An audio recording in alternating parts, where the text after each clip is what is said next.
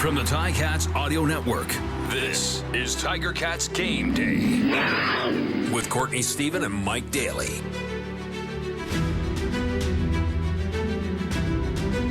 Welcome back to another episode of Tiger Cats Game Day on the Ticats Audio Network. I'm your host, Courtney Stephen. I'm joined by my main man, Mike Daly. And today, Mike, we've got, what's the opposite of Battle of the Titans? We got 2-0-3 teams going out there battling to see who can be the first to walk away with that winning feeling. The Edmonton Elks coming to Hamilton to take on the 0-3 Hamilton Tiger Cats for this July 1st Canada Day head-to-head battle. 7:30 kickoff. Mike, what are you feeling about this game coming up here? What's on the line? Yeah, this is a tough one, right? Because both these teams have been struggling for a little bit. You know, you don't want to go. We talked about it last week, no panic, wait till Labor Day, stuff like that. But listen, the harder and harder you make it now, right, the harder and harder that tail end of the season is going to be when you have to meet up with all those East Division opponents. But hey, somebody's got to win out of this game, and it's at home. So I have a good feeling. I feel like we're doing a lot of good things. So it'll be a good one to watch. And anytime it's in Tim Hortons Field, it's always going to be fun. Absolutely. And the Donut Box will be rocking Canada Day. So the Ticats will be breaking out their Made in the Hammer uniforms, brand new look for the 2022 season. That should be exciting if anybody is in the Hamilton area to go and check out the game or turn it on the TV. Definitely make sure you check it out on the Ticats Audio Network. But Mike, let's dig into this game a little bit.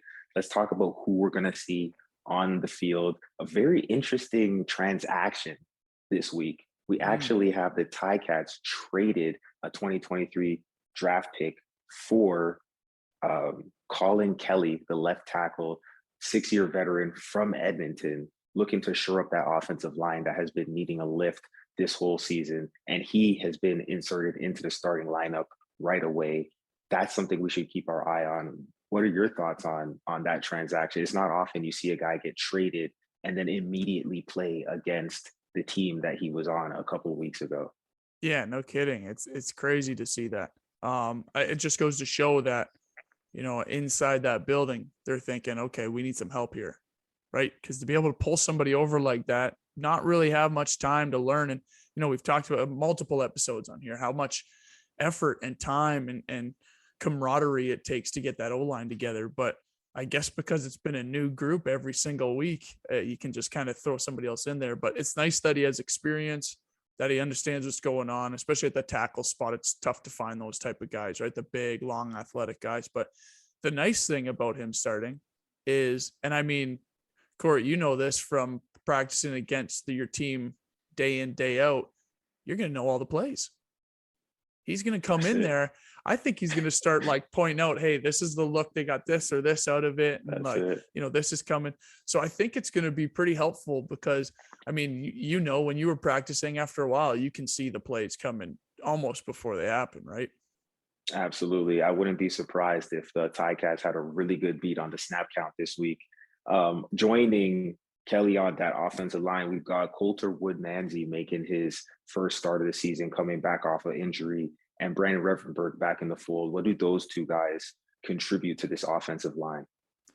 Yeah, I mean, we're about as close to full strength on that offensive line, right? That center spot was up in the air kind of at the beginning of the year with Alex Fontana trying to figure out who's going to get in there, if he can do it. But with Coulter and Revenberg back, obviously we talked about Revenberg and the impact he makes, but Coulter's that same kind of guy, a little bit younger. He's that absolute road grader, right? If we're talking, they made a little switch up at running back too, right? Putting Wes Hills in, bigger body, runs hard, right? Sean Thomas Arrington, you'll still see him. You'll still see him out there. He'll be there in passing downs. He'll be running routes out of the backfield, probably getting a couple handoffs. But with Coulter and Rev in there to move some bodies, and then you add a big body like Wes Hill that runs hard, and that's what you're going to see out of Wes Hill. He's going to run hard, run over people, run through people. I think that's going to help, and that's going to definitely help this Ticats rushing attack that, needs that kind of push and that spark to take some of the the weight off of Dane's shoulders that he's trying to go right now. So I'm really excited for Woodmansey to be back in and expect them to kind of, try to punish in the run a little bit more and see the ball getting handed off. Absolutely. And I think that's something that fits with what the opponent has going. Hopping over to Edmonton quickly to talk about their defense. Dion Lacey, the veteran middle linebacker, will not be in the lineup. He's somebody who they've been leaning on for a little bit of that veteran leadership, somebody who's been in the league. He's made plays, he's played special teams, he's played defense, he contributes on all facets of the game. But having him out of the lineup will definitely leave something to be desired with a brand new middle linebacker stepping in there calling shots for that Edmonton defense. Is Edmonton's defense the same Edmonton defense that we've known over the last, 5-10 years, or are they searching for a new identity right now?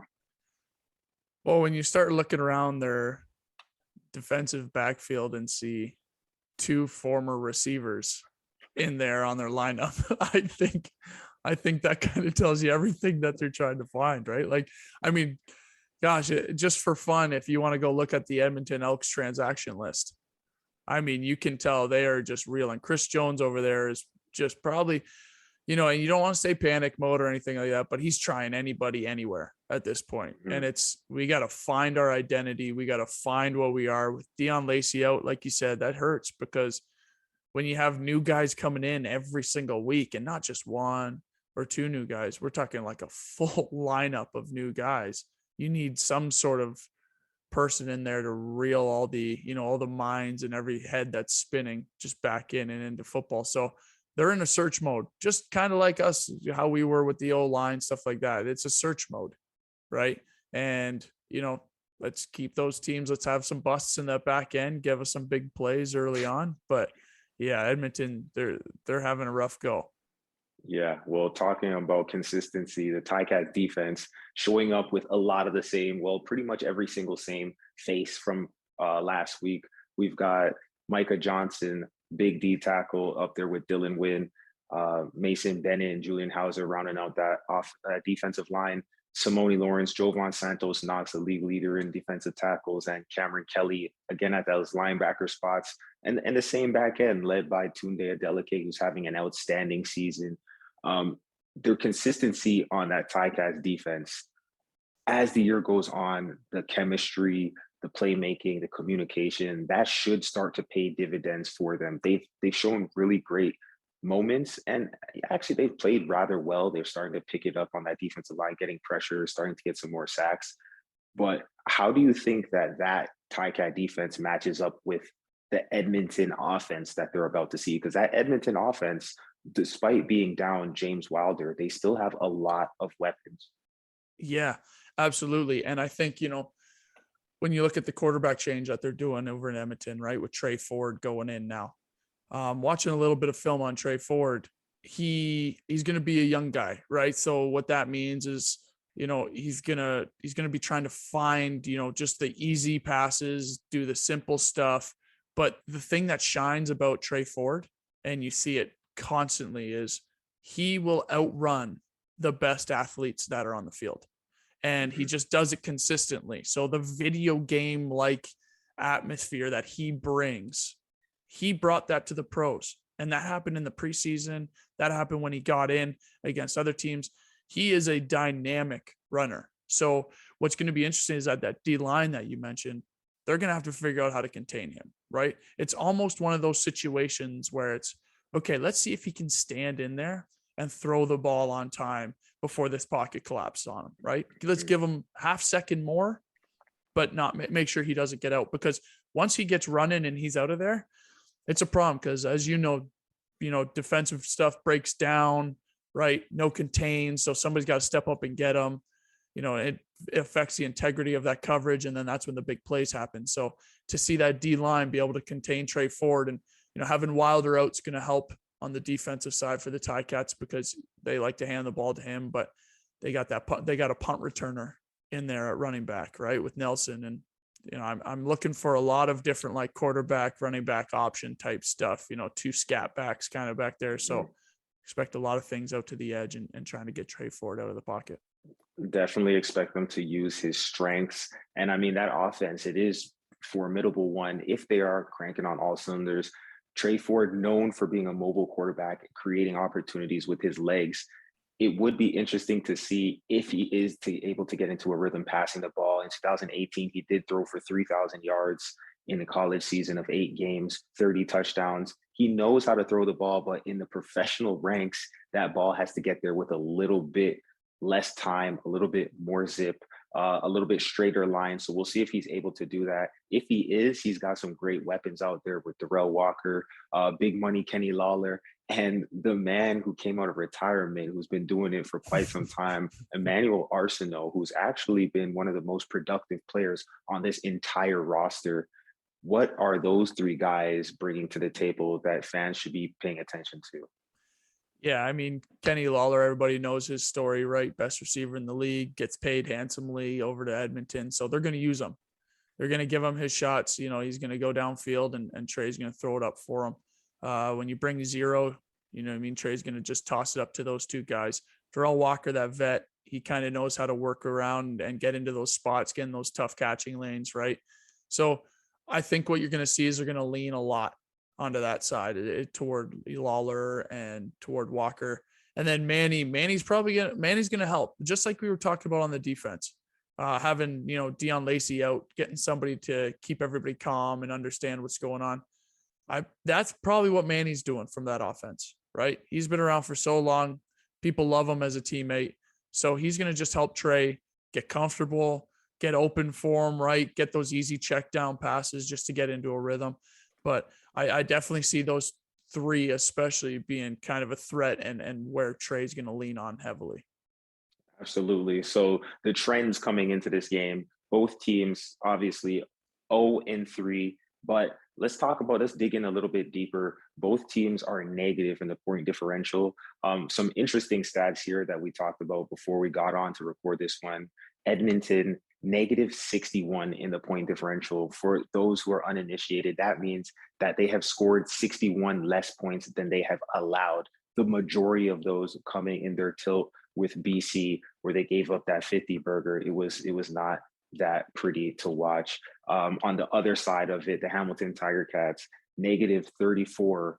But you found something interesting about that point differential. Tell us a little bit about what that -34 tells us about how the Ticats have been playing in their games. Yeah, so in the first half, they're actually +13 in the point differential. But then in the second half, that's where it comes into play. They're -47.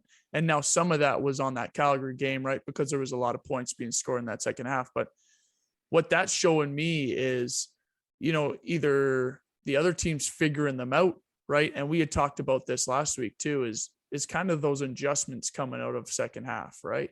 Come out of halftime, getting into the second half, whatever it might be, right? But right now, that's the tough part. So, you know, we always talk about coming out in that third quarter and out of halftime, being able to get right back into the swing of things and kind of put a team away at that point, right? Because that's when it happens, is that third quarter. Like, no, listen, guys, you aren't getting back into this thing.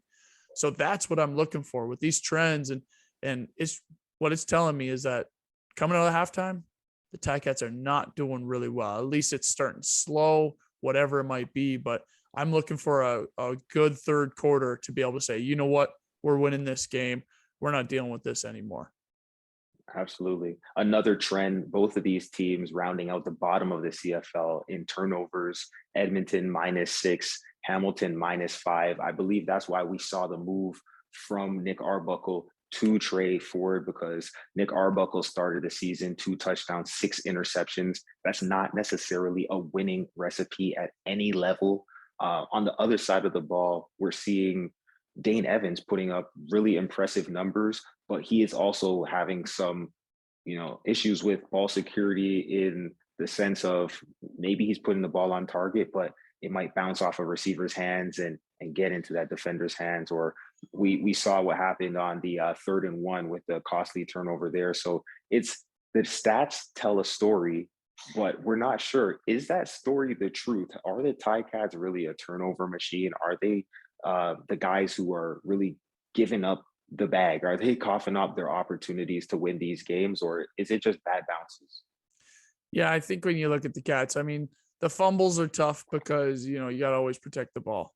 A lot of Dane's interceptions, though, are kind of bouncing off of hands. And whether that's timing issues, whether that's, trying to rip that thing in there, but it's that old rule. If it hits your hands, you got to catch it, right? So I think that when you look at the interception numbers, you almost have to think of it like a team interception numbers, right? It's not a Dane Evans interception numbers. This is a team interception. And, some bad bounces like the one to Willie Jefferson last week, right? Like on a slant, right into a chest, Dunbar gets hit, right? Technically a ball he probably should have caught. And then it bounces right to a DN that tried to jump and knock the ball down and turn around and then catches it and takes it into the end zone. Like, it's a couple though. And then the Calgary one, right? Just a simple check down. Sean Thomas only caught what looked like 1,000 balls that game and was making absolute impact in the game, and then just one off his hands. But I think when you look at those turnovers, you're right. The numbers tell a story, but it's not the complete truth because it is a team turnover issue. But at the end of the day, get a couple of those things cleaned up, and Dane, the numbers he's putting up, and, even watching film, he's putting that ball on time and he's getting to the right person. He's making the right decisions, maybe a little bit more time in the pocket, but that's going to happen when the O-line's different every week, right? So hopefully everything we had talked about to this, it's going to just help that whole situation. Absolutely. Some trends on the individual level. Tim White in the first game of the year started out a little bit slow, but in the second 2 games of the season, he has 17 receptions, 209 yards. That's the best among receivers in the CFL. He's on a hot streak, looking to continue that, especially going up against this Edmonton secondary where you have a guy like Ed Gainey, who's a veteran player who's made outstanding plays from a number of teams, made his name really in Saskatchewan, but definitely spent time in Hamilton as well. Started out his career in Montreal. The journeyman, he's going to be a guy I'm interested to see, and I think they will match up. And then Jovan Santos Knox, who's leading the CFL in tackles and defensive plays with 25. Let's talk a little bit about the matchups here. That Edmonton defense, new middle linebacker this week. The safety, he's got 18 games under his belt, but he's in a position battle with a wide receiver to see who's going to be that starting quarterback of the defense, if you will. How much confidence do you think that Edmonton defense has where the guys in the middle who are pointing out, calling directions, telling everybody where to be, the glue of that defense, it hasn't necessarily set yet. You gotta let the glue cure. I'm not sure if it's 100% cured. Talk about that Edmonton defense going up against a hungry, backed into a corner, ready to come out and just prove a point Ticats offense that I think has a lot of the right things happening, but just hasn't got it all the way clicking yet. Let's talk about that Edmonton defense and what the matchup with Dane Evans and that Ticats offense looks like. Yeah, you said it perfectly. Listen, when you don't have people in those communicating positions, right? The quarterback of the defense, at the safety, the middle linebacker, if you have new people in there trying to figure it out as they're going, right? With not a lot of games under the belt, and especially with Tommy Condell's offense, where, you're going to see, Tim, Braylon, and Poppy White line up everywhere on this field and then motion all over the place and get into position. There's going to be, a few busts that you're going to see on Edmonton. Now, if it's up to the Ticats and Dane to take advantage of that when it happens and be able to see it. But I think honestly with Dane and the receiving core, they're just getting better and better as it goes, only because they're getting more time to play with each other, right? They're understanding the little nuances that each person runs. Like, okay, does Tim, when he runs out, does he stick his foot in twice? Does he give a little shake? How does it work? Stuff like that. That's going to help timing. Yeah. Right. A couple shoulder shimmies, whatever it might be. But I just think that with an Edmonton defense that's going to have a hard time communicating and is trying to still find their way, this is the time where you would really like to see Dane and that receiving core take advantage, right? Get that ball out early, get a couple big plays, get a couple busts that they find. And then, another matchup that I'm super interested in is with West Hills. West Hills against that front, because like you said, it's not just communicating. As soon as you have a middle linebacker out, let's start running the ball, right? Let's get downhill on these guys. Let's try to get the little bit of weight off of what I just talked about, off of Dane and those receiving. And those receivers and try to put the ball on the ground and let's see what we can do, right? Make it easy. So, Mike, just for the people who are listening, try to take them inside of the mind of an offensive coordinator for a second. How do you exploit a defense where the communication might not necessarily be there? We know chemistry is a big part of defense, but what type of plays does an offense call to force that defense to communicate, to put them in positions where there's potential for miscommunication or maybe missed assignments? How do you take advantage of a situation like that as an offensive coordinator? Yeah. So a lot of the time what you see is as soon as an offensive coordinator knows they might be in some sort of man call, right? And that's from pregame planning. What you're going to see is a bunch of switches. So these receivers all coming together and running different paths, right? Crossing each other and making that defense communicate who's got who. Because sometimes what they'll do on defense is they'll say, okay, you know what? I got this guy, you got that guy. But then you see these pick routes where people are running into the shoulders, right? And, faking it like I'm not picking you. I'm pretending I'm getting a pass. And then the guy's trying to run around a group of people. So in man situations, expect a lot of that, a lot of switches trying to make these guys communicate because that's the only way you can play those switches. And then finally, formationally. So a lot of teams will have checks. So if you line up in a 41 set, that means 4 receivers to the strong side, 1 receiver to the backside. They'll have checks. So what you'll see is expect a lot of motion pre-snap. So a 41 set where all of them are strong, and then 2 of them come back to make a 23 because we always count from strong side to weak side first. So 23, 2 receivers being strong side, 3 being weak side, and then 1 guy coming back to make it a 32. Now what you're going to see, and try to see if you can see it on TV or at the game if you're there, is you're going to see those 2 guys on the inside. Looks like they're pointing around. Looks like they're talking to absolutely everybody. Looks like they've just put out a thesis on how much words they've put out. So I think that's kind of the route Tommy's going to go with this, and it'll be interesting to see if they can get on the same page. Absolutely, we will be watching to see that beautiful mind of Tommy Condell. It seems like he always comes up with something new every week. They've got some exotics mixed in there, but finishing and creating plays. Let's talk about Trey Ford for 1 second. This guy, we've already expressed how great an athlete he is, how much he's done in college. He's won the Heck Crichton, a guy who's been pretty decorated as far as Canadian quarterbacks go. We've seen the success that Nathan Rourke has had. Maybe he can get a little of that mojo to rub off on him. But for the Edmonton offense, what does it take for them to be successful in this matchup? Who are the guys that have to have a great game today for Edmonton to be successful against the Ticats D? Yeah, and I think who has to have a great game is just those receivers that we talked about. They have to help Trey Ford out when it's the passing downs. He's new and it's tough. It's tough, and he is decorated and he has played quarterback at a very high level for a long time. But he's going to need some help with Lawler, with Walker, with Manny. And then finally, they're on offense. They're going to have to figure out how to run the ball a little bit. And what I expect is, like I said, a couple speed option type stuff. We got 2 scat backs back there. So just kind of get them in a groove nice and early, get them outside the pocket, give them 1 or 2 reads, right? Because as soon as you get outside the pocket, really have 1 or 2 reads, a third one as a last minute check down. But say, hey, if it's not there, Trey, run. And you can do it. And he has been doing it. So I think that's kind of the way the Edmonton offense has to go, right?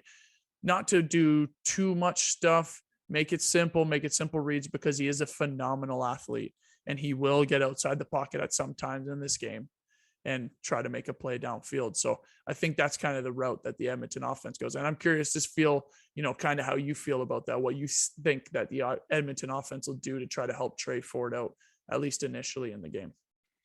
I'm expecting to see added protection.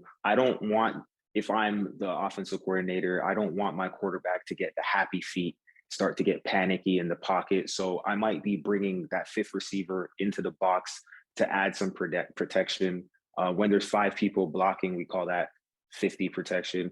If you bring in a 6th person, it could be 60 protection. I would not be surprised to see some 70 protection to buy him a little bit more time to settle in, bombering those receivers, leaving the running back in to make sure that Ticats D-line doesn't pin their ears back and get Trey on his heels early in this game, because we know a young quarterback wants to see things play out the way they were in practice, doesn't want to make the big mistake, might be a little bit hesitant to throw those darts the way that they were appearing during Skelly when there was no D-line. So I expect the Edmonton offense to give Trey a chance to make some very completable throws before they ask him to stretch the field and to throw the deep outs and the things that have a higher probability of the defense getting their hands on them. If they're unable to do that, I think there's a big problem for a young guy to start downward spiral. And I don't want to wish that on anybody, but this is how it works. You drop back one time, you get hit in the mouth, and all of a sudden that whole visualization of, stepping into the limelight and becoming a superstar, that gets thrown out, because this 300-pound man named Micah Johnson just leaned on you, okay? And that's the only thing that you can focus on. So for the Ticats to be successful, I think they have to disrupt that pocket. I think they have to throw off Trey's timing. I think they have to put hands in the passing lanes. And counter to that, Edmonton, I expect them to protect the quarterback and try to buy him some time, because he's not going to come out there slinging that thing like a 5-year vet, like a 6-year vet. I expect them to try and get into a rhythm with some very manageable play calls early in the game. Mike, what are the storylines you're watching in this one? Yeah, and I'm going to go back to the West Hills, Revenberg, Woodmansey. What I want to see, and, it kind of wraps everything all together with the Ticats second half and stuff like that. And the turnovers, I need to see that run game get going. That's my storyline that I'm looking at. And that's what I want to see start early, is I want to see, okay, with this change, obviously putting West Hills in there, he's been a healthy scratch for these past couple of games. So they're sitting there going, we need something different, right? So we're going to put Wes in. We have Coulter and Rev back. Let's just see some in between the tackles runs, right? Let's try to get those, 4 or 5 yards a pop on a run, so that once we get to 2nd and 5, and I want to get your take on how hard it is for a defense when it's 2nd and 5 or shorter, right? But that's what I want to see. I want to see that, it's not all on Dane to try to throw a swing pass out and a DB make a receiver miss, and now you're 2nd and 11, right? I want to be able to see him hand the ball off between the tackles, get that 5 yards, get that 4 or 5 yards, because what kind of situation does it put it in for a defense when it's 2nd and 5? Well, it's tough, because the offense has so many more plays in the playbook that can get them 5 yards versus plays that are capable or supposed to get them 10 plus yards. And so this leads perfectly into what my key storyline is, which is, can the Ticats extend drives? Not necessarily score on every drive, but having a 2 and out really begins with that first down play. And if you're not able to break through that 10 yards and bring it down to something more manageable, like 6 or less, then you're stuck calling a set number of plays that it's exactly what the defense had a chance to practice, right? People who don't watch film may not understand, so I want to break this down for them. When we watch film as players, we sort the plays based on situations. And there is different groups of plays, we call them cut-ups. There's a cut-up for 2nd and 10. Why? Because if you mess up on 1st down, these are all of the plays that they call. These are their best plays in a 2nd and 10 situation when they need to get 10 yards. So you literally are feeding into what the defense's hands when you give them a 2nd and 10 situation. Now, converse to that, if you end up in 2nd and 5, I can run a 1st down play, because really, I don't need to get those 10 yards. I have a wider selection of plays. So the Ticats establishing the run, something they haven't really done this year, is going to lead to them extending drives. So if Wes Hills can come in, be a spark, run downhill, expose that new middle linebacker, I think that'll be a key to victory for the Ticats headed into this game. 7:30 p.m. Eastern, Hamilton at the Donut Box on Canada Day. The Edmonton Elks coming to town to see who will be the first team to get a W in the 2022 season. If you are not in Hamilton, make sure that you listen to the game at the Ticats Audio Network. You can hear it on the local radio or at listen.ticats.ca or on the Ticats All Access app. So we thank you for listening to us. My name's Courtney Stephen, as always, joined by Mike Daly. and we will see you next time. It's game day and you're ready. So are we. Let us know your thoughts. Email us at gameday@ticats.ca. Courtney Stephen and Mike Daly are here every game day with their insights into today's game. Subscribe to the Ticats Audio Network on Spotify or wherever you get your podcasts.